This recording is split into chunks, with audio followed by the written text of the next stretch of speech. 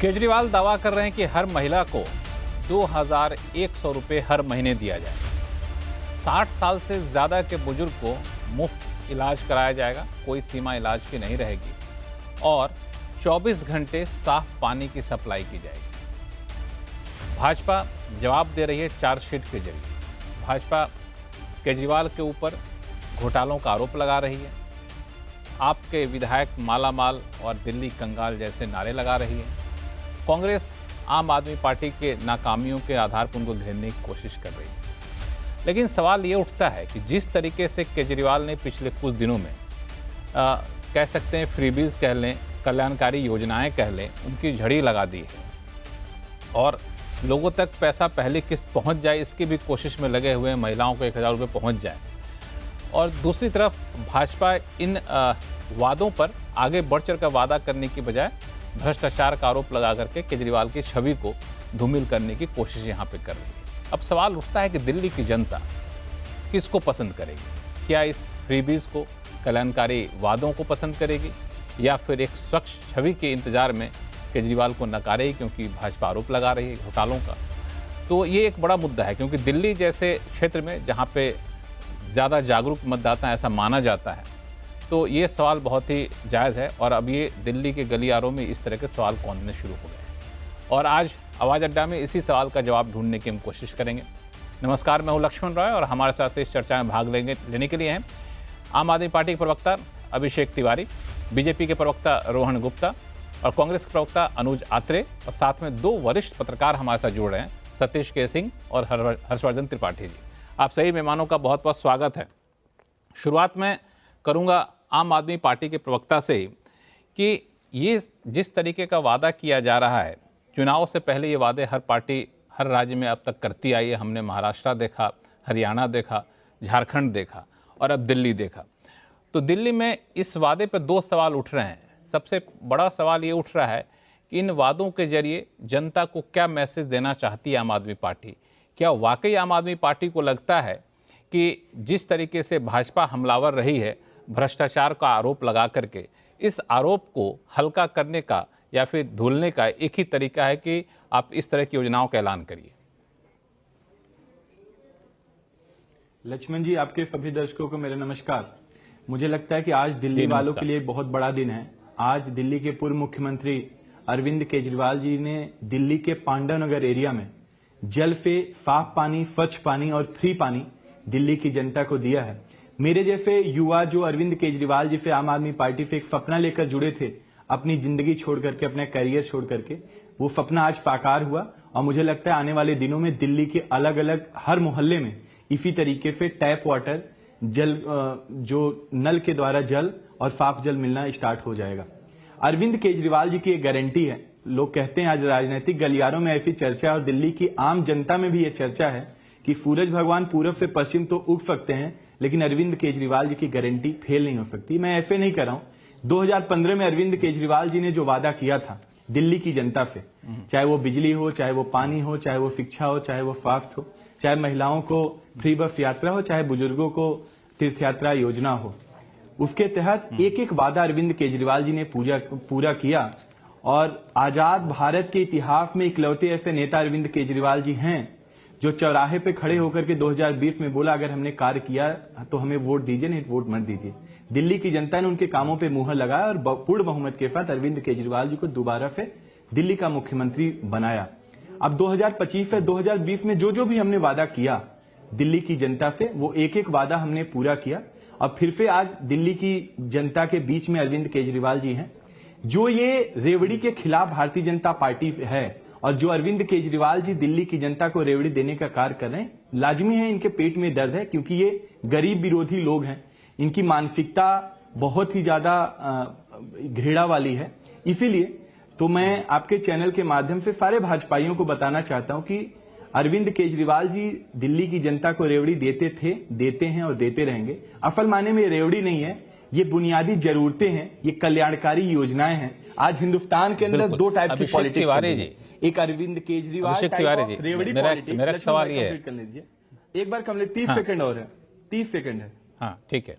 एक Arvind Kejriwal type of रेवड़ी politics दूसरी तरफ नरेंद्र मोदी टाइप ऑफ रेवड़ा पॉलिटिक्स। अरविंद केजरीवाल जी रेवड़ी पॉलिटिक्स में दिल्ली के जनता को कल्याणकारी योजना के तहत उनको फायदा पहुंचाने का कार्य करते हैं, उनकी जीवन आसान करते हैं, उनका जीवन यापन अच्छा हो इसका प्रयास करते हैं। दूसरी तरफ नरेंद्र मोदी टाइप ऑफ रेवड़ा पॉलिटिक्स है जिसमें वो चंद उद्योगपतियों को कई कई लाख करोड़ रुपए माफ कर देते हैं। तो आज हिंदुस्तान की जनता को तय करना है कि उनको रेवड़ा मॉडल पॉलिटिक्स चाहिए या रेवड़ी मॉडल पॉलिटिक्स चाहिए। मुझे लगता है देश की जनता बखूबी जानती है और दिल्ली की जनता रेवड़ी टाइप ऑफ पॉलिटिक्स में निश्चित रूप से मोहर लगाएगी। बिल्कुल, यहाँ पे ये जो आपने मुद्दा उठाया कि रेवड़ी पॉलिटिक्स की रेवड़ा पॉलिटिक्स, रोहन गुप्ता जी क्या लगता है कि ये रेवड़ी पॉलिटिक्स अरविंद केजरीवाल को ज़्यादा सफल बनाएगी? रेवड़ा पॉलिटिक्स जो इन्होंने अभी नाम दिया वो शायद नाकाम करेगी जनता या नकारेगी उसको? लक्ष्मण जी, इनकी ऐसी रेवड़ियां हैं 10 साल के बाद भी जनता को नसीब नहीं हुई। मुझे लगता है इनको अपनी रेवड़ियों को लॉलीपॉप नाम दे देना चाहिए।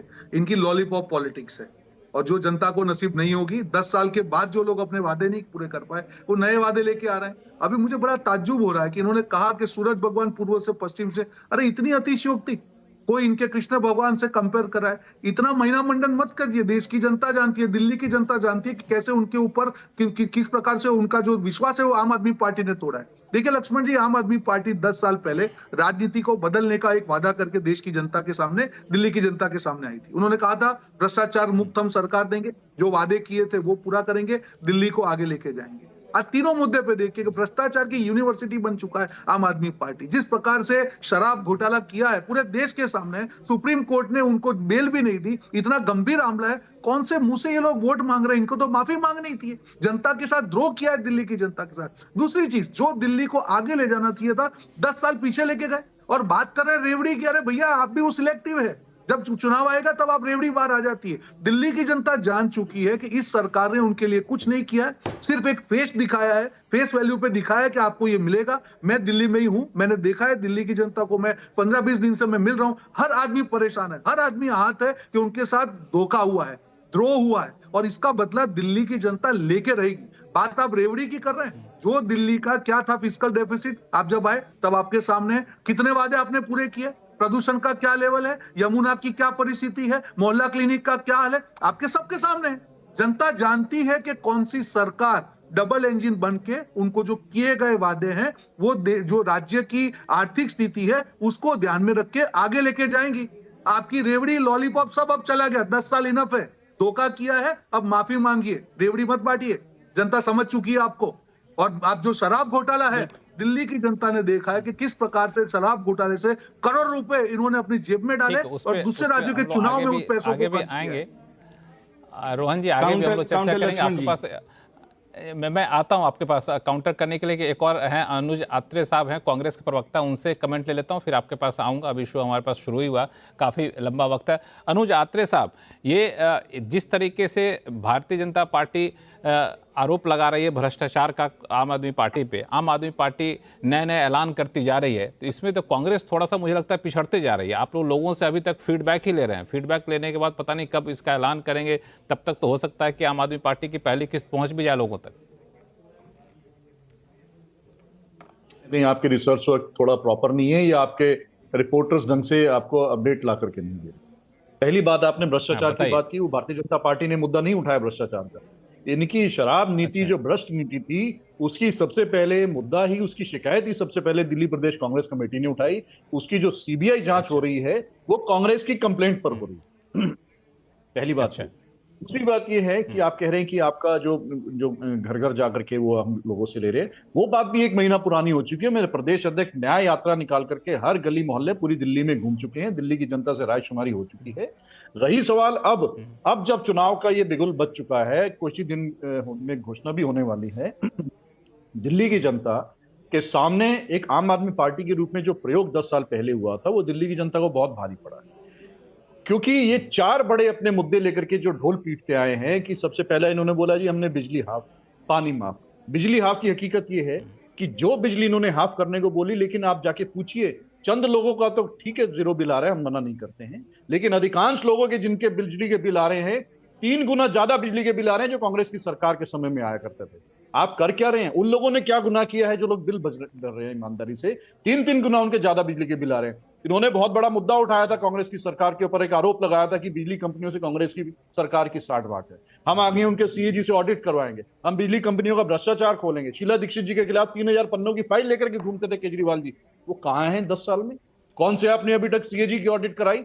हकीकत यह है कि उस समय तो कोई सांठ-गांठ नहीं थी, लेकिन बिजली के बिलों में सब्सिडी के नाम पर इन्होंने जनता को सब्सिडी ना देकर के सीधा बिजली कंपनियों को सब्सिडी दी। 11,600 करोड़ रुपए इन्होंने बिजली कंपनियों को सब्सिडी दी है, जिसकी भी बहुत बड़ा भ्रष्टाचार हुआ है, जिसकी भी कांग्रेस जांच की मांग कर रही है। उसमें यह खेल हुआ है, मैं डिटेल से बताना चाहूंगा कि 200 यूनिट में अगर किसी व्यक्ति ने, गरीब आदमी ने 200 की जगह 100 यूनिट खर्च किया या 50 यूनिट खर्च किया है, तो उसकी 50 यूनिट की सब्सिडी नहीं गई, बिजली कंपनी को पूरी 200 यूनिट की सब्सिडी दी है।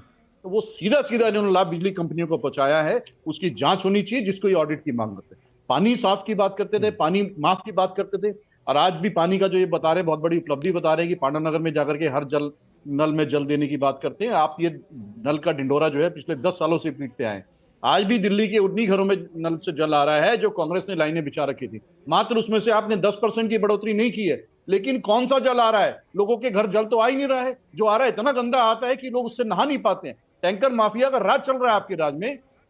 आपको मैं दावे से पूछना चाहता हूं, आप बताइए कि कितने दिल्ली के आम आदमी पार्टी के विधायक, इनके मंत्री, मुख्यमंत्री जी के घर में दिल्ली जल बोर्ड का पानी आता है? कौन जल बोर्ड का पानी पीते हैं? गरीब आदमी के पास जाता है, वो भी आज मजबूरी में दिल्ली के हर घर में या तो आरओ मशीन लगा रखी है उनको, या उनको पानी खरीद के पीना पड़ रहा है, या गरीबों को टैंकर माफिया के झांसे में आना पड़ रहा है। तो ये तो आपकी पानी की हकीकत है। दूसरी, आपने करप्शन का एक नारा उठाया था, करप्शन इंडिया अगेंस्ट करप्शन निकल करके जो आए थे। ठीक है, अब थोड़ा सा आगे बढ़ते हैं। फिर सबसे भ्रष्ट पार्टी के रूप में आम आदमी पार्टी निकल गई। काउंटर ले लीजिएगा लक्ष्मण। हाँ, मैं बिल्कुल काउंटर लूंगा। थोड़ा सा हमारे साथ गेस्ट और हैं, उनका ओपनिंग कमेंट ले लेता हूं, फिर काउंटर लूंगा। सतीश जी, मेरा सवाल आपसे यह है कि अभी आपने देखा आम आदमी पार्टी के प्रवक्ता ने कहा, भाजपा के प्रवक्ता ने कहा, कांग्रेस के प्रवक्ता ने कहा। एक जो बेसिक डिफरेंस मुझे ये लग रहा है कि दोनों आम आदमी पार्टी की नाकामियों को गिना रहे हैं और अलग अलग मुद्दे हैं, और दूसरी तरफ आम आदमी पार्टी नए नए वादे के जरिए चुनाव में जा रही है। तो जनता किस तरह की चीज़ों को ज़्यादा पसंद करती है? आपका अनुभव क्या कहता है, खासतौर से दिल्ली की जनता? देखिए, मुझ पर आप पक्षपाती होने का कोई आरोप ना लगाएं, ना कोई समझे। जितनी कांग्रेस नाकाम होगी उतना ज़्यादा एडवांटेज केजरीवाल को रहेगा, और वो डबल एडवांटेज में। एक कि अगर कांग्रेस वाला रास्ता खुला रहा तो बाद में उनकी सीटें घटती है तो भी उनके लिए अच्छा ही होगा, फिर कहाँ जाएगी कांग्रेस। और कांग्रेस ऐसी स्थिति में तो नहीं है कि वो भाजपा की जगह ले लेगी। 30% तो भाजपा का ऐसे ही बेसिक वोट है यहाँ पे, तो ये डबल एडवांटेज है। तो माहौल ये है। देखिए ये भाजपा क्या है कि भाजपा के सामने यहाँ आम आदमी पार्टी है जो उन्हीं की शिक्षा में राजनीति करती है। वो चढ़ के करते हैं काम, तो ये भी चढ़ के करते हैं। ये पब्लिसिटी के ये भी उस्ताद है, और हंगामा खड़ा करने में ये भी उस्ताद है। तो फिर ये एक एडवांटेज है। मुझे पता चला कि आम आदमी पार्टी ने अधिकतर उम्मीदवार घोषित कर दिए। मुझे ये भी पता चला कि उन्होंने लक्ष्य रखा है 70,000 सभाएं करने की, 70,000। और जीवीएम और बीपीएस, ऐसे मैं बोलता हूँ, एक जुमला गढ़ता हूँ, गरीबी, महंगाई जो है ना, और जो बेरोजगारी, ऐसी मुद्दाएं हैं, उसका एडवांटेज जो है यहाँ पर आप पार्टी लेने की कोशिश करेगी। क्योंकि जब आप कहेंगे कि नहीं ये तो यहाँ प्रदेश सरकार इनकी है, लेकिन वो क्या कहते हैं कि हम तो बीपीएस देते हैं, बिजली, पानी, सड़क, मोहल्ला और ये फलाना ठिकाना, और पब्लिसिटी में आप इनसे बीजेपी उतना वो नहीं हो सकती। देखिए दिल्ली की मिस्ट्री है। 15 साल में 3 चुनाव हुए लोकसभा के, 21 चुनाव जीते बीजेपी ने, और 3 चुनाव में भाजपा को विधानसभा के 15, 17, 18 कितने मिले मालूम नहीं, भगवान जाने, वो तो याद भी नहीं है मुझे। तो एडवांटेज तो इनको है। अब जहाँ तक भ्रष्टाचार का सवाल रहा, ये लोग इतना उतर गए, उम्मीदवार घोषित कर दिए। कांग्रेस वाले हैं कहाँ? वो यात्रा निकालते हैं, यात्रा से क्या होगा उनका? इनका तो गढ़ था, उसी को तो छीन के यहाँ आप पार्टी काबिज हुई है। तो मुझे लगता है कि यहाँ पर एडवांटेज है। और वैसे भी देखिए तो कांग्रेस पार्टी और भाजपा खाली अध्यक्ष बदलते रहते हैं यहाँ पे। ये लोग एमसीडी तक तो जीत नहीं पाए बीजेपी वाले, लेकिन तो ये है इनको एडवांटेज। हाँ ठीक है, आप कहेंगे शराब घोटाला, शीश महल, ये सब बनाएंगे, लेकिन जनता ये देखती है, जैसा कि हर जगह देखती है, देख रही है, झारखंड में मैया, महाराष्ट्र में लाडली, मध्य प्रदेश में लाडली, तो ये तो रेवड़ी सम्राट का जगह है। तो वो तो रेवड़ी सम्राट को आप रेवड़ी के तो आज सब अनुयायी हो गए। सारे पार्टियों ने गालियां इनको दी, लेकिन सब अनुयायी हैं। तो हमें लगता है कि एडवांटेज इनको रहेगा, डबल एडवांटेज त्रिपाठी जी, अब सवाल ये होता है, सवाल ये है कि कांग्रेस कितना मजबूती से चुनाव लड़ती है। अगर बहुत कस के लड़ गई, अच्छा एक भी है बात, ये भी है बाय डिफॉल्ट आप पार्टी को एडवांटेज है। और दूसरा, आप कांग्रेस जैसा इस पहलू पे सतीश जी आरोप लगा सकते। सतीश जी, इस पे शो के अगले हिस्से में आऊंगा मैं, इस समीकरण कांग्रेस बनाम भाजपा बनाम आम आदमी पार्टी। लेकिन आपने जो एक महत्वपूर्ण बात कही कि जिस तरीके से रेवड़ी कल्चर को पिछले कई सारे चुनावों ने इसको स्थापित किया है, उस पर मुहर लगाई है और आम आदमी पार्टी इसमें काफ़ी आगे निकल गई है। हर्षवर्धन त्रिपाठी जी, आमतौर पे भारतीय जनता पार्टी काफ़ी फॉरवर्ड प्लानिंग के लिए मानी जाती है। यहाँ पे पर्दे पे ऐसा दिख रही है कि भारतीय जनता पार्टी थोड़ी सी पीछे है, या फिर उसकी प्लानिंग अभी तक सामने दिखनी नहीं शुरू हुई है। जिस तरीके का एग्रेशन आम आदमी पार्टी ने दिखाया है, ये क्या भाजपा को नुकसान करेगा? देखिए, फर्स्ट मूवर एडवांटेज तो आम आदमी पार्टी को दिख रहा है, लेकिन एक चीज और दिख रही है, और जिसको मैं लगातार कह रहा हूं, हो सकता है कि मैं कुछ ज्यादा उसको पढ़ रहा हूं, दूसरे लोग उसको दूसरी तरह से पढ़ें। पहली बार है कि अरविंद केजरीवाल उन उम्मीदवारों पर भी भरोसा जता रहे हैं जिनको उन्होंने 2013 में जिनकी राजनीति खत्म कर दी थी। ये मैं इसको दोहरा देता हूं, जिससे जो आवाज अड्डा के दर्शक हैं उनको समझ में आए। 2013 में जब नई राजनीति लेकर आए अरविंद, तो जिन जिन लोगों की राजनीति उन्होंने खत्म कर दी, ऐसे आधा दर्जन से अधिक उम्मीदवार को उन्होंने पहली दूसरी सूची में जगह दे दी। पहली में 6 लोग थे, दूसरी में भी उससे ज्यादा थे, उसके बाद मैंने गिना नहीं। अब ये क्या कहता है, यहां जाकर थोड़ा बात करनी चाहिए। जो शीला जी के समय में बड़े लोग हुआ करते थे, जो भाजपा के बड़े लोग हुआ करते थे, जब 13 में उनकी 28 सीटें आई तो उन्होंने कांग्रेस पार्टी के बड़े गढ़ को तोड़ दिया। भाजपा 32 सीटों के साथ सबसे बड़ी पार्टी बनी। कांग्रेस पार्टी ने केजरीवाल जी से हाथ मिलाया, केजरीवाल जी ने कांग्रेस से हाथ भी मिलाया, और उसके बाद उनके सर पर चढ़कर उनको जमीन में धंसा दिया, खुद निकल गए ऊपर। कांग्रेस 0-0 2 बार रहे। भारतीय जनता पार्टी के मत प्रतिशत 32 के आसपास रहे, उससे कम नहीं हुए। भले उसके विधायक एक बार 3 रह गए, एक बार 7 रह गए, लेकिन उसकी ताकत दिल्ली में बहुत कोई कम हुई हो नहीं। लेकिन 30 सालों की एंटी इनकम्बेंसी का लाभ वो नहीं उठा पाई। यानी बड़ा अच्छा खेल रही है, गोल तक पहुंचती है, लेकिन गोल नहीं मार पाती।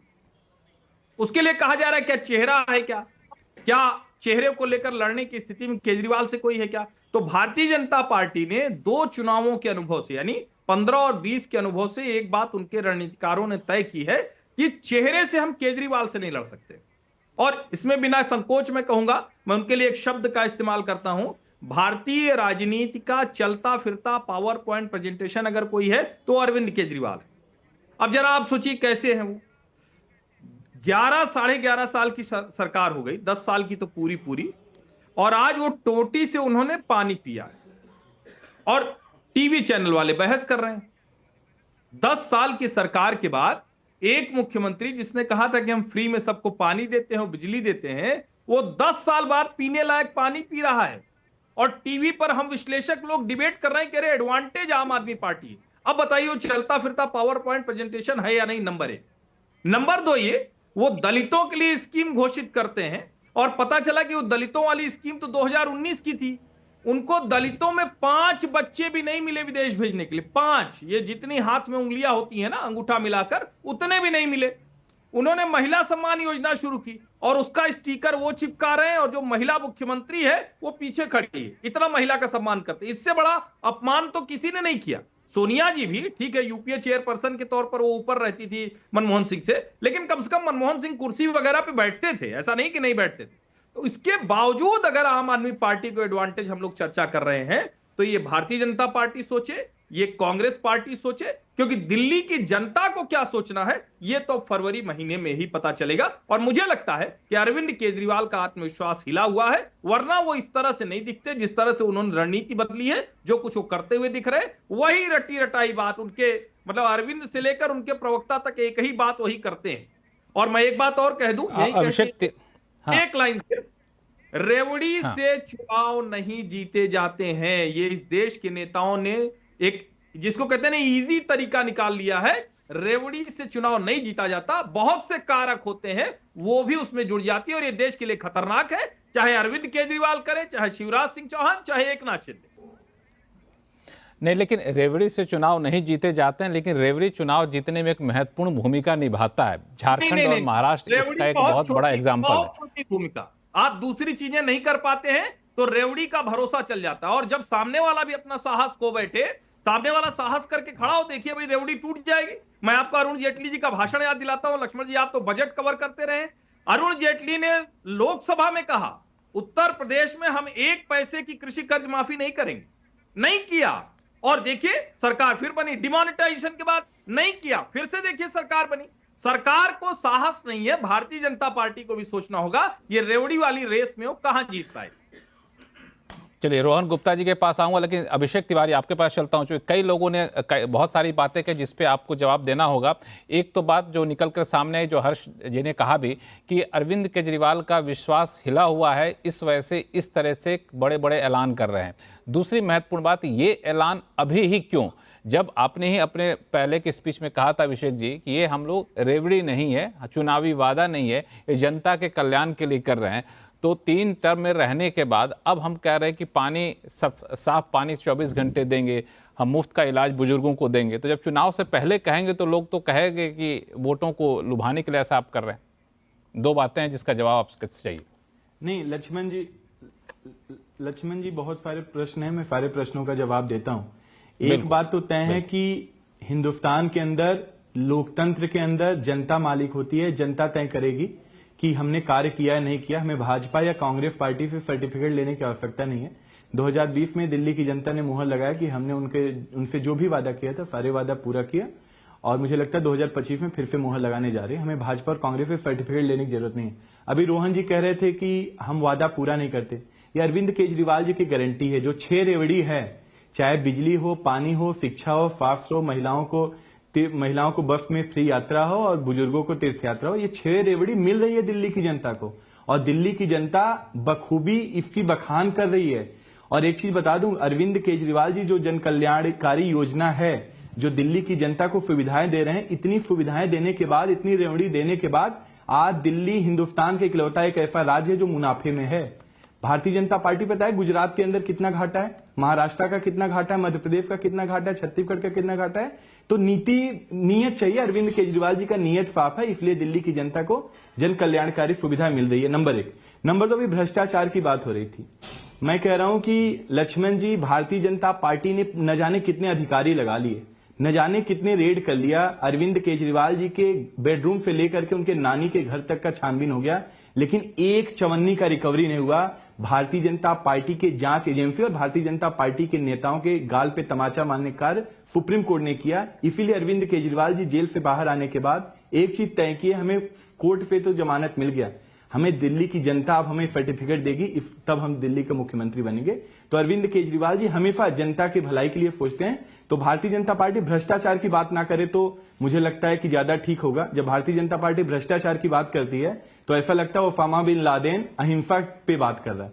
ये अजीत पवार को सबसे बड़ा भ्रष्टाचारी कह रहे थे, आज उनके साथ सरकार में है। ये हेमंत बिश्व शर्मा को इतने बड़ा भ्रष्टाचारी कह रहे थे, आज उनको मुख्यमंत्री बना दिया है। ये शुभेंदु अधिकारी को पूरा कैंपेन चला भ्रष्टाचार के खिलाफ, उनको भ्रष्टाचारी बता रहे थे, आज बंगाल का सबसे बड़ा नेता बना के बैठा है। तो भारतीय जनता पार्टी भ्रष्टाचार पे बात तो ना करे। आज एक एक जनता को पता है, 140 करोड़ लोगों को पता है कट्टर ईमानदार कोई है तो अरविंद केजरीवाल जी हैं। अभी ये डबल इंजन की बात कर रहे थे लक्ष्मण भाई, मैं आपको बताऊं डबल इंजन का मतलब क्या होता है। लक्ष्मण जी, रोहन जी आपके पास आऊंगा। हाँ, डबल इंजन की बात हो रही थी। डबल इंजन की बात हो रही थी। डबल इंजन का तात्पर्य आज क्या है, एक एक जनता जानती है। डबल इंजन का मतलब लूट खसोट, भ्रष्टाचार, कानून व्यवस्था पूरी तरीके से बर्बाद हो जाना। दिल्ली की जनता भी यही कह रही है कि दिल्ली के अंदर दो सरकारें, एक दिल्ली सरकार है, एक भारत सरकार है। दिल्ली की जनता ने एक बार नहीं, दो बार नहीं, तीन तीन बार 7 सांसद इनको दिया। इनको केवल एक कार्य दिया गृह मंत्री जी को कि आप कानून व्यवस्था ठीक कर दीजिए। आज दिल्ली क्राइम कैपिटल बन गया है। हमारी माता बहनें बाहर नहीं निकल पा रही हैं। हमारे जैसे लोग जब बाहर निकलते हैं तो उनको पता नहीं होता बाहर घर आएंगे, लौटेंगे नहीं लौटेंगे। आए दिन छिनैती हो रही है, बलात्कार हो रहे हैं। पर डे ये एनसीआरबी का डेटा कहता है प्रतिदिन दिल्ली के अंदर 3 से 4 महिलाओं का बलात्कार होता है, लगभग 11 से 12 महिलाओं का अपहरण होता है। ये दिल्ली की हालात हैं। क्राइम कैपिटल बना दिया गया है। जो क्रिमिनल हैं उनके लिए सबसे सेफेस्ट जगह हिंदुस्तान के अंदर है तो दिल्ली है। तो दिल्ली की जनता कह रही है हमें ऐसी सरकार नहीं चाहिए। चौथी बात, अभी बात हो रही थी पानी की बात हो रही थी लक्ष्मण जी। जब हमारी सरकार 10 साल पहले बनी थी, दिल्ली के अंदर पूरी तरह से टैंकर माफियाओं का राज था। 50 to 60% जो पानी का सप्लाई था वो टैंकर के थ्रू था। अरविंद केजरीवाल सरकार आने के बाद लगभग 10,000 किलोमीटर हमने पानी पाइपलाइन बिछाया और आज का डेटा बता रहा हूं मैं आपको, 97% जगह पे 1793 कॉलोनियों में अरविंद केजरीवाल आज पानी का जो सप्लाई है, वो वाटर का सप्लाई है, वो पाइप के थ्रू हो रही है। वहां पे टैंकर नहीं जाते। अभी ये बात रही थी दिल्ली भाजपा की। दिल्ली भाजपा के पास ना तो नीति है, ना नियत है, ना तो चेहरा है। अरविंद केजरीवाल जी दिल्ली की जनता के बीच में जाकर के करे हमने ये 6 रेवड़ी दिया है। बहुत लंबा हो गया अभिषेक जी। जो हमने आपको कार्य करे, लक्ष्मण जी बहुत समय दे 30 दिया। सेकंड में कंप्लीट करा। 30 सेकंड में मैंने समय दे दिया। नहीं, एक मिनट रुक जाइए। इनके पास ना नीति है, ना नियत है, ना चेहरा है। अरविंद केजरीवाल जी कह रहे हैं कि हम दिल्ली की जनता को, महिलाओं को 2100 रुपए देंगे, बुजुर्गों को संजीवनी देंगे, छात्राओं को पढ़ाएंगे, स्कूल अच्छा करेंगे। भारतीय जनता पार्टी के अरविंद केजरीवाल ये सब हम लोग दिखा रहे हैं। तो ये मुझे लगता है अभिषेक तिवारी जी, नहीं, ये जो आपने बात कही, इस बात को हमने अपने शो में दिखाया भी कि आपने जो वादा किया है और उधर से भाजपा जो काउंटर कर रही है, दोनों में कौन कितना दमदार है। लेकिन मेरा एक सवाल आपसे, रोहन गुप्ता जी के पास जाऊंगा उससे पहले, कि चूंकि आप CNBC आवाज़ एक बिजनेस चैनल पर बैठे हैं, हमारे जो दर्शक हैं वो अलग अलग तरीके से, सिर्फ राजनीतिक तरीके से चीज़ों को नहीं देखते हैं। कभी आप लोगों ने इस बात का कैलकुलेशन किया है क्या कि हम जो इतने सारे वादे कर रहे हैं उसका क्या असर होने वाला है? अभी अभिषेक जी, मैं अभी डेटा निकाल रहा था तो दिल्ली में कितनी महिलाएं हैं अंदाज़ा है आपको? दिल्ली में जो महिलाओं की संख्या है, उस महिलाओं की संख्या से अगर आप देखें कि कितना आपका खर्च आएगा, ये आप निकाल कर देखिए। तो मैं देखा दिल्ली में 38 लाख महिलाएं हैं, 1-1 हज़ार रुपये हर महीने देते हैं, तो 1 साल में करीब 4,000 करोड़ रुपये खर्च आएगा आपको। और अगर उसको आप 2100 कर दिए तो 9-10 हज़ार करोड़ तक पहुंच जाएगा। आप बिजली, आप पानी की बात बार बार कर रहे हैं। मेरे पास डेटा है जो ऑथेंटिक डाटा, आप ही के सर्वे से आया डेटा। 2018-19 में जो रेवेन्यू कलेक्शन था दिल्ली जल बोर्ड का, वो 1,819 करोड़ था, जो घटते घटते लगातार 7 घट रहा है और 2022-23 में घटकर 1,294 करोड़ तक पहुंच गया है। तो जब माली हालत इतनी ज़्यादा कमज़ोर होती जा रही है तो ऐसे में इस तरह के वादों पर लोग कैसे भरोसा करें? मान लिया ठीक है, जिनको इन सब चीज़ों को नहीं देखना वो लोग भरोसा कर लेंगे। फिस्कल डेफिसिट पे, रेवेन्यू डेफिसिट पे जा रहा है दिल्ली, जो पहली बार 31 साल में पहली बार ऐसा हो रहा है। तो इस तरह के जब वादे करते हैं तो लोग ये सब सवाल उठाते हैं। इस पर आप जवाब दीजिएगा। लेकिन रोहन गुप्ता जी कुछ बोलना चाहते हैं, पर उनके पास चलते, फिर आपके पास आऊंगा। रोहन जी, कम जवाब ले लीजिए। देखिए, पहले इन्होंने नहीं, आप जवाब आऊंगा, लेकर नहीं आऊंगा। इसका मैं जवाब दे दूं। ठीक है, पहले उन्होंने कहा कि सूरत पूर्व से पश्चिम, पूरे देश की जनता देख रही, राज्य की जनता देख रही है कि टैंकर की नगरी बना दिया है दिल्ली को। हर जगह पे टैंकर से पानी जा रहा है। उनकी ही मंत्री जल बोर्ड के खिलाफ धरना कर रहे हैं, क्योंकि धरना तो इनका पेटेंट है। अपने लोगों के खिलाफ भी बैठ जाते हैं। कौन से मुंह से आप बोल रहे हैं कि दिल्ली को हमने टैंकर फ्री कर दिया? दिल्ली की जनता देख के आपके ऊपर हंस रही होगी कि इतना बड़ा मजाक तो हमारे साथ किसी ने नहीं किया, आप मजाक करते जा रहे हैं। गंदगी का कैपिटल बना दिया। हर जगह जाइए दिल्ली में, कहीं पे कोई सफाई नहीं है। पूरी तरह से चौपट कर दिया आपने मामला। प्रदूषण देख लीजिए, यमुना की परिस्थिति देख लीजिए। आपने जो हाल किया है दिल्ली का, हर मामले पे दिल्ली की जनता आपको छोड़ेगी नहीं। दूसरी बात, आपने अभी अपनी ईमानदारी की बहुत बड़ी साखें बोल दी। जब सुप्रीम कोर्ट ने अरविंद केजरीवाल को छोड़ा तब कंडीशन रखी थी कि आप सीएम के तौर पर कोई फैसला नहीं ले सकते हैं, ना सीएम वो शीश महल में जा सकते हैं। तब जाके उन्होंने सीएम पद छोड़ा है। आपको शर्म नहीं आती सुप्रीम कोर्ट की जो ऑर्डर है उसके खिलाफ ये बोलते हुए? आपको देखना चाहिए, देश की जनता समझ रही है, दिल्ली की जनता समझ रही है कितना गंभीर मामला था। जब उनको लगा नहीं तब तक जेल में बैठ के दिल्ली की जनता के, लक्ष्मण जी सिर्फ 2 मिनट, लक्ष्मण जी जेल में बैठ के इन्होंने शासन चलाया। इतनी बेशर्मी से कोई भी दिल्ली के मुख्यमंत्री ने शासन नहीं किया। आखिरी चीज, फिस्कल डेफिसिट की बात कर रहा हूं भाई साहब के साथ, डेटा मुझे लगता है पुराना है। दिल्ली फिस्कल डेफिसिट में आ चुकी है। कभी भी दिल्ली की जो भी पुरानी सरकार रही, दिल्ली हमेशा सरप्लस स्टेट रहा। आपने सिर्फ पैसे खर्च करने का काम किया, आपने कुछ नहीं किया, और वो करने के बाद भी दिल्ली की जनता को धोखा दिया। और उसी पैसे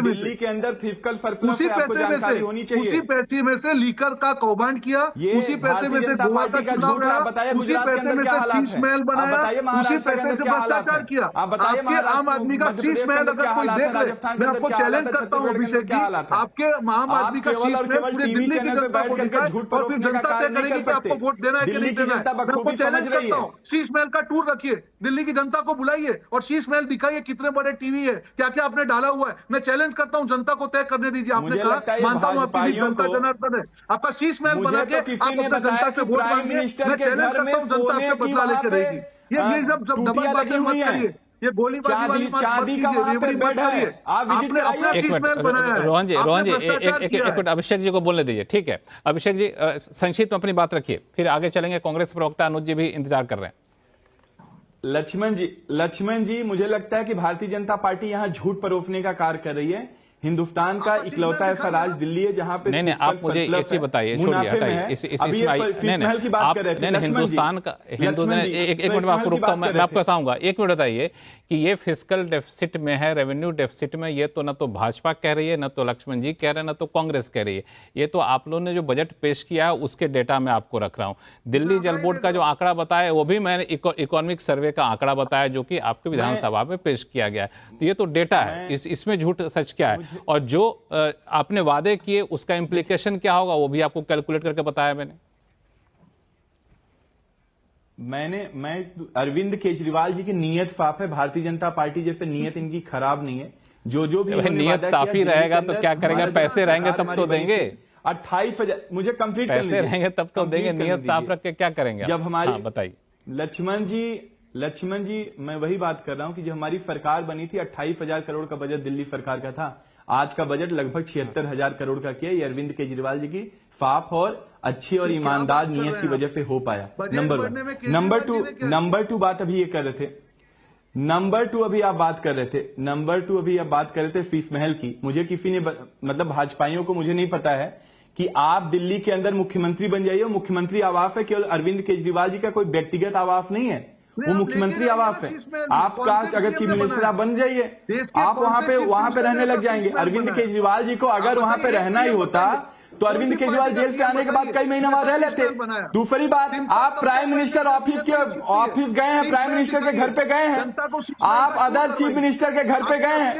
मैं वहां तो मुझे किसी ने बताया कि वहां पे चांदी का बेड है, वहां पे सोने की टूटी है, वहां पे खाली चांदियों का है। आप बताइए कि आप प्राइम मिनिस्टर ऑफिस ले चलेंगे मुझे, आप मुझे प्राइम मिनिस्टर घर विजिट कराएंगे। वो अरविंद केजरीवाल का व्यक्तिगत घर थोड़ी ना है। आप अगर चीफ मिनिस्टर बन जाएंगे, कल के दिन लक्ष्मण जी चीफ मिनिस्टर बन जाएंगे, वो रहने लग जाएंगे। दिल्ली की जनता आपके साथ धोखे ये यहाँ पे चिल्लाने पे अनुज जी अभिषेक जी दोनों आदमी रुक जाइए, आप दोनों लोग रुक जाइए, ठीक है।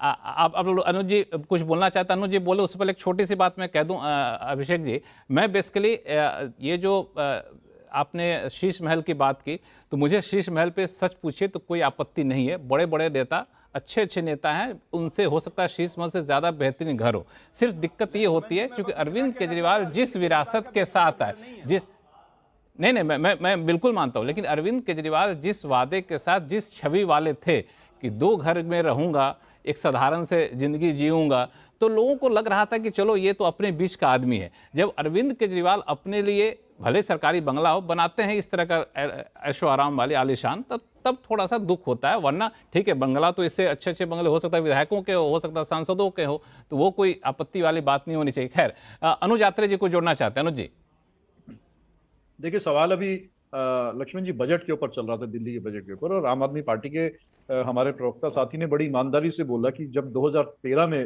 दिल्ली का बजट था लगभग 29,000 करोड़ था और अब 76,000 करोड़ हो गया। बिल्कुल ठीक है भाई साहब। उस 2013 में जो है 29,000 करोड़ के बजट में कांग्रेस की सरकार, शीला दीक्षित जी की सरकार ने दिल्ली में अचूल और अभूतपूर्व जो है विकास करके दिखाया था। तमाम तरह के फ्लाईओवर्स का जाल, मेट्रो का जाल, हॉस्पिटल्स बने, स्कूल्स बने, सड़क का इंफ्रास्ट्रक्चर बना। और देखिए उस समय दिल्ली की हालत ये थी कि दिल्ली वर्ल्ड की ग्रीनेस्ट कैपिटल का जो है 2011 में अमेरिका जैसे देश ने दिल्ली को अवार्ड दिया। लेकिन आज वो 75,000 करोड़ रुपए साल का आपके पास आ रहा है। वो आपने कोई जादू नहीं किया। दिल्ली की जनता टैक्स देती है, टैक्स की कमाई से सरकार को रेवेन्यू आता है। उस समय 29,000 करोड़ में तमाम तरह के दिल्ली में जो है डेवलपमेंट हुए, जिसको आपने भ्रष्टाचार का नाम दिया। आज 75,000 करोड़ में दिल्ली में कुछ काम नहीं हो रहा है। आपके मुख्यमंत्री साहिबा जो पूर्व हो गए हैं वो भी बार बार कहते हैं हमें काम नहीं करने दिया जा रहा। बावजूद उसके आपने दिल्ली के बजट को जो है, जो सरप्लस स्टेट का बजट होता था 2013 में जो है 5500 करोड़ रुपए सरप्लस होते थे दिल्ली के बजट में, जो कांग्रेस की सरकार छोड़ के गई। और अभी सीएजी की रिपोर्ट आई है कि 2022 में 3,500 करोड़ रुपए का जो है ये घाटे का बजट आपने पेश किया है। ये पैसा कहां जा रहा है? ये 75,000 करोड़ रुपए जो साल के आ रहे हैं, खर्च कहीं हो नहीं रहे, बजट आपने घाटे में ला दिया है, ये कहां जा रहा है? आप जिस पानी की बात कर रहे थे, जल बोर्ड हमारी सरकार के समय में 500 करोड़ रुपए मुनाफे में था जब कांग्रेस की सरकार छोड़ के गई। आज 75,000 करोड़ रुपए घाटे में है। इनके भ्रष्टाचार की देन है।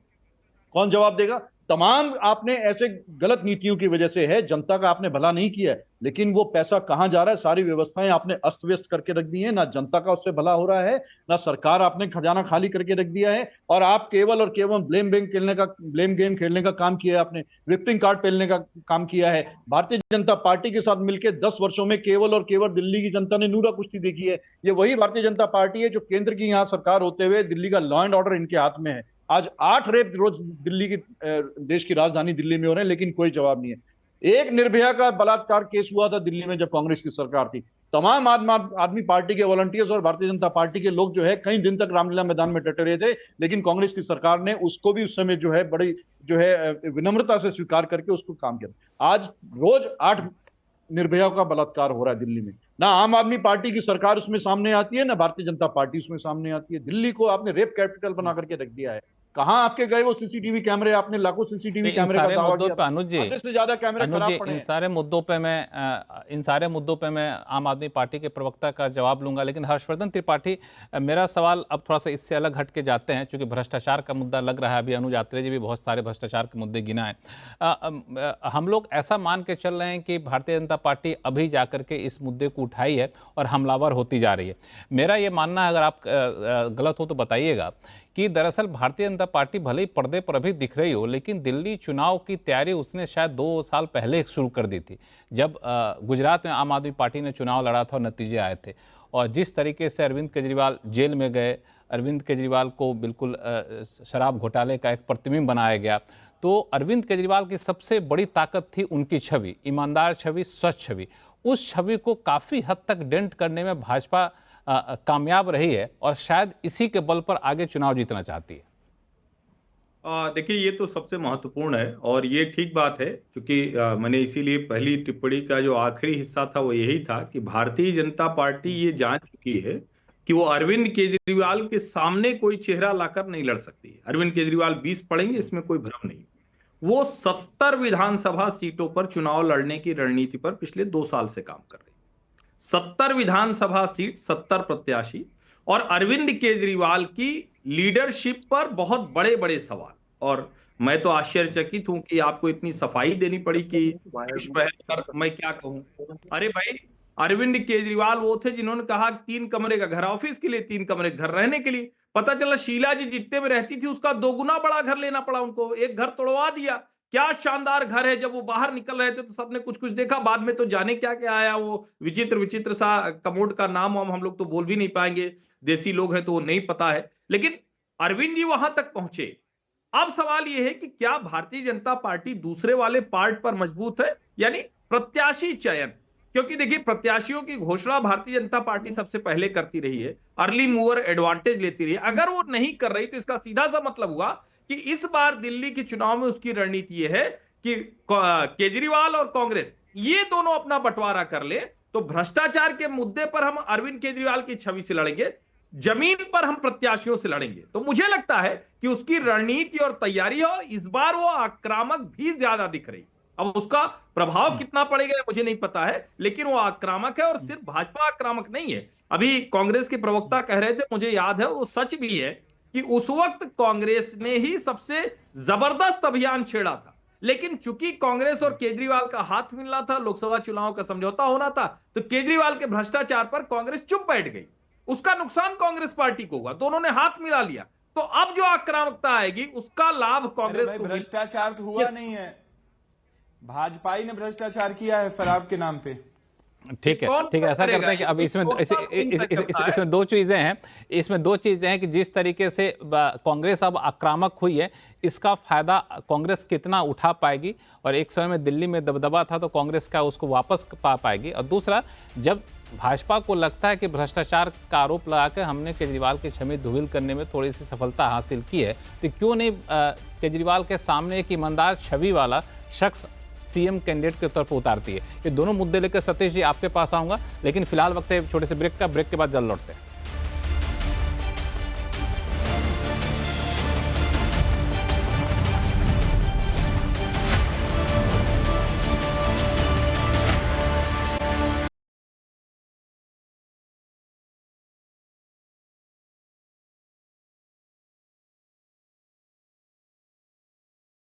चड्डा, हम लोग चर्चा ये कर रहे हैं कि दिल्ली की लड़ाई में कौन जीतेगा, भ्रष्टाचार के आरोप जीतेंगे या फिर फ्रीबीज के वादे जीतेंगे।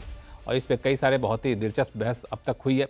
अब हम सतीश जी के पास चलेंगे। सतीश जी, मैंने देखा कि कांग्रेस के प्रवक्ता ने जिस तरीके से बातें रखी और जो बताई कि कांग्रेस की किस तरह की तैयारी है, तो मुझे लगता है वापस कांग्रेस सीन में आना चाहती है। तो मैं आपसे पूछना चाहता हूँ कि मौजूदा माहौल में कांग्रेस किस हद तक माइलेज लेने के पक्ष में है। एक आंकड़ा मैंने निकाला, उसमें यह है कि 2015 के विधानसभा चुनाव में कांग्रेस को 9.7% वोट शेयर मिले थे, और 2020 के विधानसभा चुनाव में कांग्रेस को 4.26 वोट शेयर मिले थे, लेकिन लोकसभा चुनाव में 18.91% वोट शेयर मिले थे। सीट की संख्या तीनों में 0-0 है। देखिए, कांग्रेस को अगर आक्रामक होना होता तो अभी ये अंबेडकर साहब का मुद्दा बहुत तेजी से पकड़ चुका है। तो उसमें तो देखिए, अरविंद केजरीवाल पीछे ही बाबा अंबेडकर का फोटो लगाते हैं, तो वो एक दिखाई पड़ना चाहिए था कांग्रेस पार्टी की तरफ से। हमें तो ये लगता है कि मैंने आपसे पहले ही कहा कि कांग्रेस जितना ज़्यादा आक्रामक होगी उतना उसका नतीजों पर दिल्ली में असर पड़ेगा। हो सकता है कि इसे बीजेपी को एडवांटेज हो जाए, आप इससे भी इनकार मत करिए, लेकिन मेरा ऐसा मानना है, मैंने इसलिए पहले भी कहा कि एडवांटेज केजरीवाल है। क्यों है? क्योंकि आप उनके ऊपर मुस्लिम परस्ती का आरोप भी नहीं लगा सकते और ये भी नहीं कह सकते कि ये तीर्थ यात्रा नहीं कराता। आज थोड़ा मुझे लग रहा है, मैं बोलते बोलते मेरे में एहसास हो जा रहा है कि मैं कोई पक्ष तो नहीं ले रहा हूँ, लेकिन मैं वास्तविकता बता रहा हूं। कांग्रेस पार्टी थोड़ा सा ऊंचाई पर पहुंची, एमसीडी में 10-11% का वोट शायद आ गया, तो केजरीवाल की सीटें घट गई। लेकिन भाई कांग्रेस के बाद ऑप्शन क्या है क्या ऑप्शन? बीजेपी के साथ मिल जाएगी क्या? और बीजेपी जो आक्रामकता की बात करते हैं, हाँ, आक्रामक बीजेपी कितना रहेगी मुझे नहीं मालूम। हाँ, इतना मैंने जरूर देखा, अगर वही आक्रामकता, वही चुनाव जीतने का तरीका है, तो अभी तो देख रहे हैं अनुराग ठाकुर को, आप जो तस्वीर दिखा रहे हैं उसमें अनुराग ठाकुर और विधोड़ी दोनों दिख रहे हैं। ये अगर मॉडल है तो मैं नहीं कह सकता। तीसरी बात, आपने फ्रीबी का जिक्र किया, उस पर बहस की, उसकी बिजनेस बताई, उसके फिस्कल डेफिसिट बताए। अरे भाई, बिल्कुल डिफॉल्टर का 100 लोगों का लिस्ट निकाला है आरबीआई ने बहुत देर के बाद। उसमें से बड़े वालों से 2 से पैसे वसूल लो ना, आम आदमी की जो बुनियादी जरूरतें हैं कम से कम दिल्ली में तो जरूर पूरा हो जाएगा। 100 डिफॉल्टर का है और 2 लाख करोड़ है शायद, मैंने उतना पढ़ा नहीं। तो बात आज क्या है, सब देते हैं फ्रीबी और एक दूसरे के ऊपर हमला करते हैं। भाई, फ्रीबी का डेफिनेशन पे बात होनी चाहिए दलों में।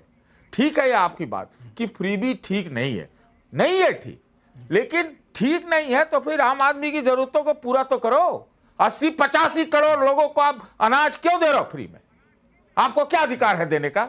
ये तो भी तो जनता के टैक्स से पैसे से जाता है या नहीं क्योंकि जाता? बहुत लेकिन बहुत क्या आपने न बड़ी दें? बड़ी बात कही कि फ्रीबी का एक डेफिनेशन यहाँ पे होना और चाहिए। आपको एक बात और बता देता हूं, आप मुझे आज पक्षपाती कह लीजिए, सुन लीजिए आप।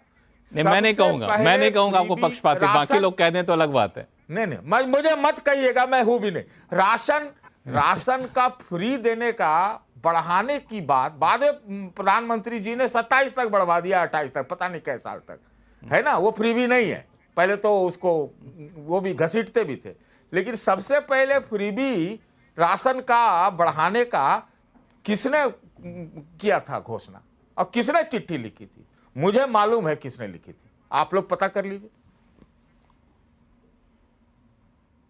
चलिए, तो ये हर्षवर्धन जी, मैं भाजपा के प्रवक्ता के पास जाऊंगा। एक सवाल आपसे पूछूं कि ने बहुत ही दिलचस्प सवाल छेड़ दिया है, वो बहुत ही गंभीर भी है कि फ्रीबीज की डेफिनेशन होनी चाहिए। और आपको याद होगा, शायद आपने उस टाइम ट्वीट वगैरह भी किया था, जहां तक कि मुझे याद है, कि चुनाव आयोग ने एक कंसल्टेशन पेपर टाइप से जारी भी किया था कि क्यों ना ऐसा किया जाए कि जो चुनावी वादे आप कर रहे हैं उसको पूरा कैसे करेंगे, उसका एक रोड मैप भी साथ में बताइए। हालांकि कोई पॉलिटिकल पार्टी पता नहीं उस पर कुछ दे पाई या फिर पूरा प्रपोजल ठंडे बस्ते में चला गया, लेकिन इस तरह की कुछ बातें आनी चाहिए सामने। क्यों नहीं, निश्चित तौर पर आनी चाहिए। और देखिए, एक तो ये कि सरकार का मतलब ही लोकतंत्र में लोक कल्याणकारी समाज की अवधारणा को पूरा करने वाली, ये एक मतलब बड़ा सीधा सा है। और उसमें बड़ी सीधी सी बात है कि आपको जहां लगता है कि कमजोर लोग हैं उनको आप हाथ पकड़ते हैं, हैंड होल्डिंग करते हैं, तो इसमें कोई बुराई भी नहीं। लेकिन जब आप कहते हैं कि सब महिलाओं को मुफ्त करेंगे, यात्रा मुफ्त करा देंगे, सबके खाते में ये डाल देंगे, टिकट सबको ऐसे मिलेगा, तो वो बेईमानी है, वो एक तरह से रिश्वत है जो पार्टियों को बड़ी आसानी से लगने लगता है। और जो ज्यादा कमजोर नेता होता है वो ज्यादा रिश्वत मॉडल पे चलता है। उसको कुछ भी कहे, रेवड़ी कहे या कुछ भी कहे, लेकिन इसे बेईमानी और रिश्वतखोरी कहते हैं। जो न्यायालय इसमें हर जी मेरी एक छोटी सी राय ये है कि रिश्वत कोई 1 रुपए का दे या फिर रिश्वत 100 रुपए का दे, जब रिश्वत पर उतर ही गए तो कोई जो आगे निकल जाए वो ज्यादा, जो जीता वही सिकंदर टाइप से रहेगा। मैंने पहली टिप्पणी में भी बोला, तो फिर बोल रहा हूं, कोई पार्टी बची नहीं है। उनको जरा सा अवसर लगता है, हर पार्टी ये काम कर रही है, थोड़ा कम थोड़ा ज्यादा। क्या महाराष्ट्र में नहीं भारतीय जनता पार्टी में किया, क्या हरियाणा में नहीं किया, क्या मध्य प्रदेश में नहीं किया? लेकिन भारतीय जनता पार्टी का ये मॉडल था, वो अपने रास्ते से भटकी है। खैर, जो मुझे लगता है कि चुनाव आयोग और सर्वोच्च न्यायालय, इन दोनों को ये सोचना चाहिए। क्योंकि देखिए, पार्टियां तो सोच नहीं रही। पार्टियां सोचेंगी तो एक आदमी खड़ा होकर कह देगा कि अरे मैं तो रेवड़ी दे रहा हूं और फलाना जी रोकना चाहते हैं। मुझे लगता है कि ये सचमुच सोचना चाहिए देश को कि ये नेता लोग दे किससे रहे हैं। ये कहते हैं कि अरे हम तो आपको दे रहे हैं, फिर कहेंगे अरे हम तो आप ही का पैसा आप ही को दे रहे हैं। फिर पता चलता है कि बेईमानी करते करते खजाना खाली होता चला जा रहा है। और खजाना अगर खाली नहीं हो रहा है तो बताइए ना, क्यों भगवंत मान सरकार बनने के दूसरे दिन उड़कर आए तो प्रधानमंत्री से मिलने चले गए, कहे 1 लाख करोड़ दे दो। और ये खबर भी बताइए ना, थोड़ा मोटा मोटा चलाई, कि दिल्ली सरकार ने जो नेशनल स्मॉल सेविंग है उस फंड से पैसा मांगा जिसका सर्वाधिक ब्याज होता है, कहे सरकार चलाने के लिए पैसा दे दो। एक तरफ सरकार चलाने अभिषेक जी साथ में एक और बात जोड़ दूं कि जो दिल्ली में 4th फेज का मेट्रो था उसके लिए बजट घटा दिया आम आदमी पार्टी ने। तो जो इस तरह के कल्याणकारी सस्ती लोकप्रियता वाली चीजें उस पर खर्च करेंगे तो जाहिर तौर पे ग्रैंड और इंफ्रास्ट्रक्चर बड़ी चीजें बनाने में पैसे की दिक्कत तो होगी। सड़कें नहीं बन रही है। इन्होंने बहाना लिया कि अरविंद जी दिल्ली में, क्या अरविंद जी रोड रोलर चला, जवाब कमाल है। अभिषेक जी के जवाब लेते हैं, हर जी का जवाब लेते हैं। नहीं, बताइए अभिषेक जी, अभिषेक जी बताइए। भाई ये तुम्हारे तय करने से थोड़ी ना होगा। नहीं, हाँ, ये अभिषेक बताएं। लक्ष्मण जी, वो दिख रहा है आपकी भाषा से दिख रहा है। और कोई तरीका तो है नहीं। अब मुझे बोलने दीजिए। नहीं, लेकिन इस तरह की मुझे बोलने दीजिए, पहले सोचो जरा, ठीक है ना। ये बोलने का तरीका है, ये बेईमानी करके पार्टी उसका कहेंगे कौन प्रवक्ता कौन नहीं। हर जी वरिष्ठ पत्रकार हैं, इस मुद्दे पे उन्होंने भारतीय जनता पार्टी को घेरा। हर जी हो गया, हमने सफाई दे दी इनको। एक अभिषेक तिवारी की बात लेता है। हाँ अभिषेक जी बोलिए, जवाब दीजिए। अभिषेक जवाब दीजिए। हर जी 1 मिनट जरा इनके जवाब ले लेते हैं। हर जी पानी नहीं दे पाई ये सरकार, 10 साल हो गए। हर जी इनका जवाब ले लेते हैं। 1 मिनट हर जी शांत हो जाइए, 1 मिनट इनका जवाब लेते हैं। अभिषेक जी जी अब बोलने दीजिए।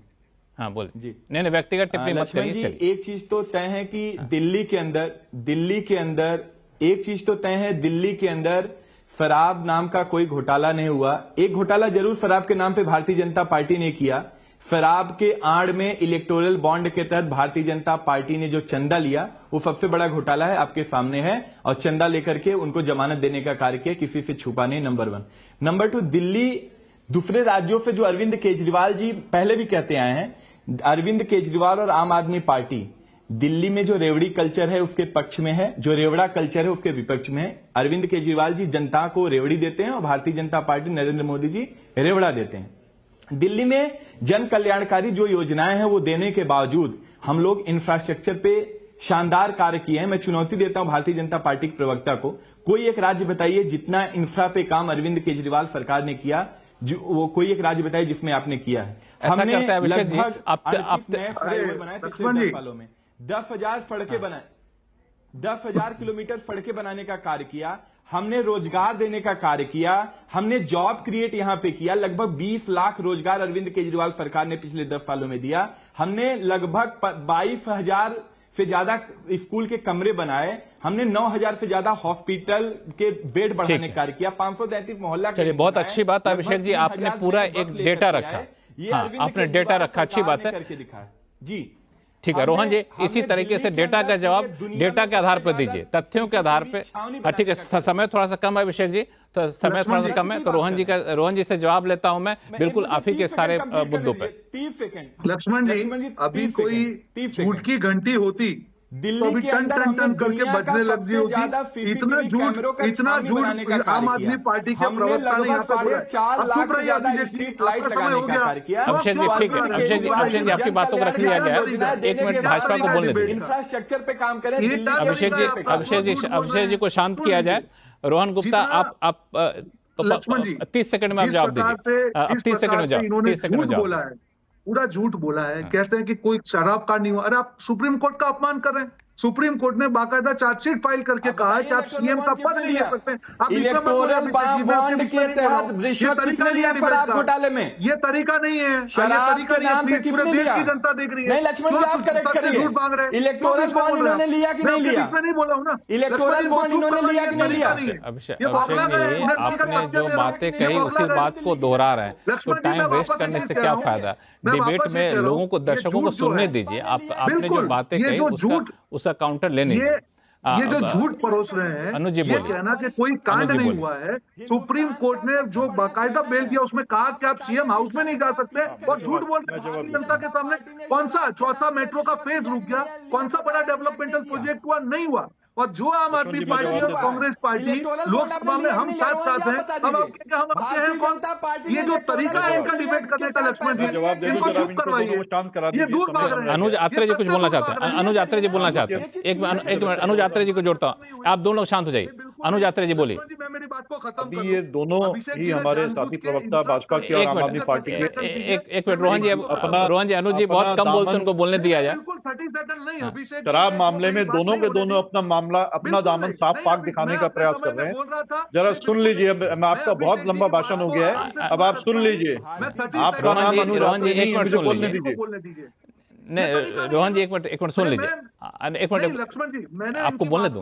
ये जो झूठ बोल धन्यवाद रहे हैं, लक्ष्मण जी। सरासर हाँ, जो जरा झूठ मुझे बोल रहे हैं, इनका पर्दाफाश करना जरूरी है। कौन से डेवलपमेंट प्रोजेक्ट की बात कर रहे हैं? ऐसा करते हैं अनुज जी, एक मिनट रुक जाए। रोहन जी, ऐसे में आप दोनों लोग बोलेंगे तो शो कैसे चलेगा? इन दोनों को शांत कर दीजिए, रोहन जी को, अभिषेक जी को शांत कर दीजिए। अनुज जी के पास चलते हैं। हाँ अनुज जी बोलिए। हाँ धन्यवाद लक्ष्मण जी, धन्यवाद आपका। देखिए, ये दोनों के दोनों साथी प्रवक्ता अपना दामन पाक साफ दिखाने का प्रयास कर रहे हैं शराब घोटाले में। हकीकत ये थी कि दोनों ही दल उसमें मिले हुए थे। आज ये कहते हैं कि आम आदमी पार्टी के प्रवक्ता बड़े हैरानी हुई, बाल बाल बोला कि इन्होंने शराब कोई घोटाला ही नहीं हुआ। अगर शराब नीति आपने जो नहीं बनाई थी इतनी अच्छी थी, तो आप ये बताइए आपने 6 महीने में क्यों वापस ले ली? कहीं ना कहीं आपके मन में चोर की दाढ़ी में तिनका था। और सुन लीजिए मेरी बात, 144 करोड़ रुपए का शराब ठेकेदारों का जो है इन्होंने लाइसेंस। कहाँ गए थे अनुज जी? अरे यार सुन लीजिए दामन कैसे साफ हो गया? सभ्यता। रोहन जी एक मिनट रुकिए, आप ही की बात को रख रहे हैं। अनुज जी आप ही की बात को रख रहे हैं। तो मैं आया ही नहीं हूँ, आप क्यों बौखला रहे हैं? देखिए 144 करोड़ रुपए का जो है लाइसेंस भी इन्होंने माफ की, जो चीफ सेक्रेटरी ने जिसपे ऑब्जेक्शन उठाया शराब ठेकेदारों का। 2.5% से कमीशन बढ़ा के 12% करा दिया इन्होंने इसी में, कि ताकि उनको ज्यादा मुनाफा हो और रेवेन्यू ज्यादा इनके पास जाए और सरकार का रेवेन्यू कम हो। ये कहते हैं कोई घोटाला नहीं हुआ। 2500 करोड़ रुपए का घोटाला हुआ है। अगर शराब नीति ठीक थी तो ये इन्होंने वापस के लिए सबसे पहली बात की है। मोहल्ला क्लिनिक खोलने की बात की थी, मोहल्ला मोहल्ला अपने शराब के ठेके खोल करके रख दिया था, जिसके कारण जो है पूरी की पूरी आम आदमी पार्टी, मुख्यमंत्री, उप मुख्यमंत्री, तमाम इनके नेता जो है जेल की हवा खा करके अब बेल में बाहर आए हैं। और उसी का कारण था कि सुप्रीम कोर्ट ने इन पर रोक लगाई थी। टेक्निकली देखा जाए तो आज केजरीवाल जी मुख्यमंत्री के उम्मीदवार भी नहीं हो सकते अगर गलती से चुनाव जीत भी गए, क्योंकि कोर्ट ने रोक लगा रखी है, ना ऑफिस जा सकते हैं ना कोई फाइल साइन कर सकते हैं। दूसरा मैं अब आता हूं कि देखिए ये जो आम आदमी पार्टी के साथ भारतीय जनता पार्टी भी उस समय मिली हुई थी, जो हमने शिकायत करी है, क्योंकि दिल्ली नगर निगम में भारतीय जनता पार्टी का शासन था।